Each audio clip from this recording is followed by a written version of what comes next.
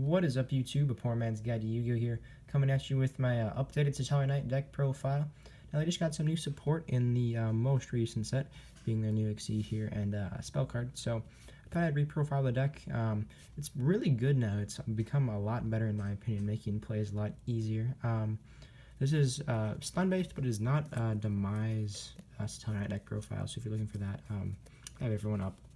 That's a profile. That's Satellarknight Demise, but this doesn't really. Demise kind of slows this deck down when you're running the Succeed. So yeah, let's just get into it really quick. So monsters here, pretty standard.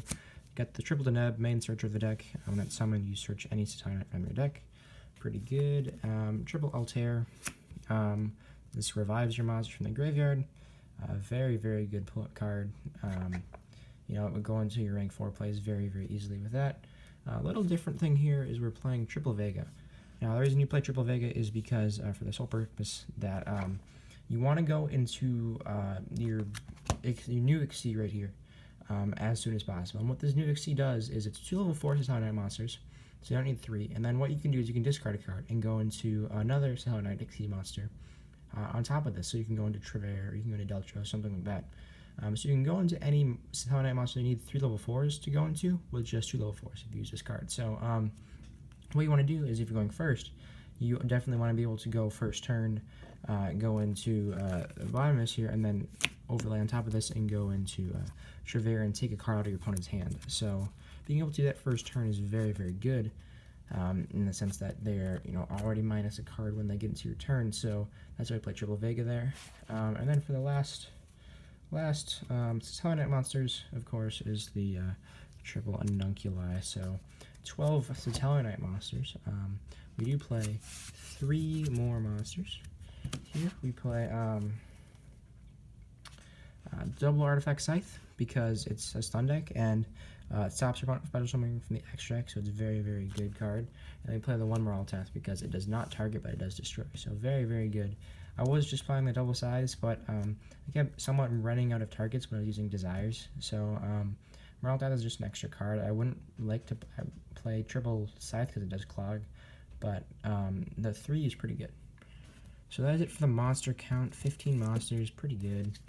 I like the monster lineup just the way it is. Maybe max C, but I don't really feel like, since this deck likes to go first a lot, it's not that much of a needed card in my opinion.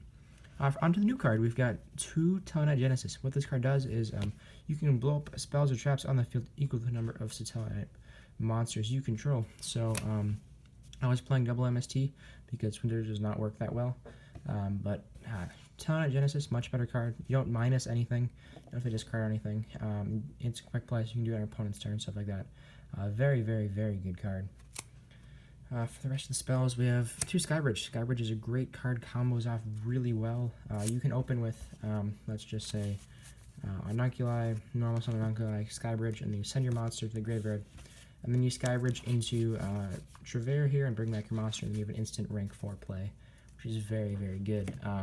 And you can make it now because you used to be, you have to have 3 level 4s, and you can only go into Satellarknight monster with Skybridge, so you would have to go into Dark Satellarknight right here, which would not, it's not that bad actually. It's very, very good using your Trevere first turn and stuff like that. So 2 of those, I would not play 3. I don't feel like 3 is necessary. It's good, but it's not that good. It's a very good play starter, but late game you don't really need it. And then the 2 Desires, not playing 3. 3 is awful in my opinion, in this deck at least, because you play such a low monster count here that if you end up banishing your targets for your artifacts, or you end up banishing too many of your monsters, you're kind of screwed. So 2 is good. I don't play Demise because it stops special summoning in the first turn builds. You obviously want to spam out the Dark Twilight as much as possible. So Desires, in my opinion, is the best draw card, and I wouldn't play Duality either, just because of the sole fact that it just stops you from special summoning. So not the greatest card in my opinion. For the 1-ups, we got 1 Raigeki, pretty standard, and then the 1 Rhoda surges out the entire deck for Satellarknight monsters. So 8 spells in total. And onto the trap heavy part of the deck. First 3 traps, pretty standard. Triple Alpha, one of the greatest cards. This is a Solemn Judgment, pretty much. You destroy a Satellarknight monster you control, and then you negate the activation of a monster effect, a trap, or a spell card. And you get to draw a card, so it's very, very good. So it's good for like jumping your stuff in the graveyard if you have like an Altair in your hand, or you know, just stopping plays in general, or stopping Twin Twist or stuff like that. It's very good, and the extra draw is also very, very handy. For the traps next, we've got Triple Call. You know, pretty self-explanatory, very, very good.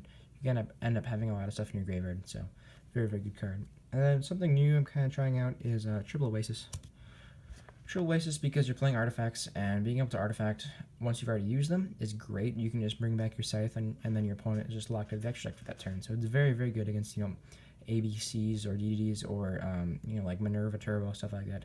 Stuff that goes into the extra deck a lot. Very, very good. And it's definitely really good against BA and stuff. It stops your plays completely. Next trap, Triple Sanctum. Great card. Love this card. Really, really good, you know, being able to special out your stuff. And then if it gets destroyed, you can pop a card, so that makes it even better. For the rest of traps, you play Triple Strike, because it's just strike, and it's very, very good. Move that up there. And then the one warning, obviously. One thing I was considering was cutting down one strike and one warning and putting in 2 max C or 2 anti-spells. But I kind of like it the way it is. It's supposed to be play stopper, not really battle game stopper, so it's not that big of a deal. And for the last 2 traps, we play with 1 Quaking. I would like to bump this to 2. I might, because it's the only battle trap I play right now. I might cut an Oasis, or I might cut a Strike for another Quaking, but 1's good for now, and then the 1 Vanities. So a 41 card deck, a little bit more because you play Desires. You could probably play 42 if you wanted to, but I like it at 41 because you need to see your monsters as much as possible. Too many traps is bad. On to the extra deck here.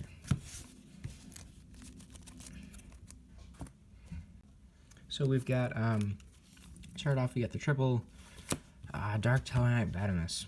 Basically, what this card does, if I've ever explained it a little bit, but you take your 2 level 4 Satellarknight monsters, you go into this, and then you can discard 1 card to the graveyard, and then you can go into any other Satellarknight monster you want. So you go into Trevere here, you go into Deltros, etc.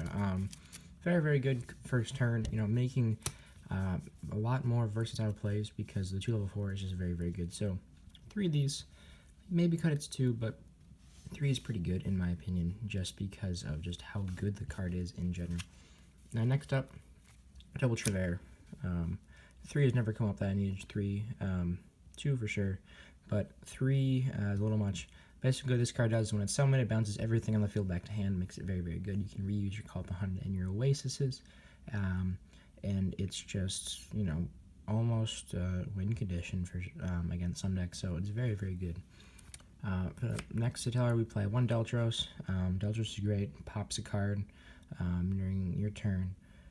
Also, both Trevere and Deltros are floaters, except Deltros brings from the hand or deck, and Trevere is from the graveyard only, so Deltros is a little bit better, in my opinion, with that floating ability.